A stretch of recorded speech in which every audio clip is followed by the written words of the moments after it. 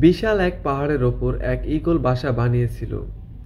ঈগলের বাসায় ছিল চারটি ডিম। প্রতিদিন সকালে সে এগুলো রেখে খাবারের খোঁজে উড়ে যেত। একদিন ঈগল যখন বাসার বাইরে ছিল তখন ভূমিকম্পে গোটা পাহাড় নড়ে উঠল।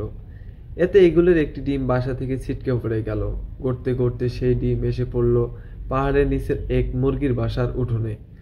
মুরগি সেই ডিমকে নিজের বাসায় নিয়ে এলো, অন্যান্য ডিমের সাথে রাখলো, যত্ন করে তা তা দিতে থাকলো।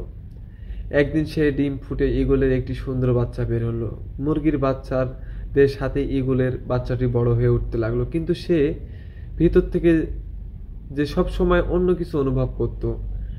আকাশে একদিন ঈগলের একটা ঝাঁককে উড়ে বেড়াতে দেখে সে মুরগিকে বলল, ইস, যদি আমিও তাদের মতো উড়ে বেড়াতে পারতাম। মুরগি হেসে উত্তর দিল, তুমি কিভাবে উড়বে? তুমি তো মুরগি, এবং মুরগি কখনো ওড়ে না। ঈগল মাঝে মাঝেই তার সঙ্গীদের সাথে উড়ে বেড়াতে দেখতো এবং স্বপ্নে দেখতো সেও তাদের মতো উড়ে বেড়াচ্ছে। কিন্তু প্রতিবার সে তার স্বপ্নের কথা জানালো মুরগি বলতো যে এটা একেবারেই অসম্ভব। মুরগির এই কথাটি ঈগল বিশ্বাস করতে শিখলো এবং তার জীবনটা বাকি মুরগিদের মতোই কাটিয়ে দিল। অনেক দিন এভাবে কাটানোর পর একদিন সেও মারা গেল।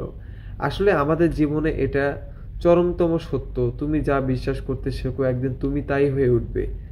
তাই তুমি যদি ঈগলের মতো উড়ার স্বপ্ন দেখো তবে সে স্বপ্নকে অনুসরণ করো, মুরগির কথায় কান দিতে যেও না, কখনোই না।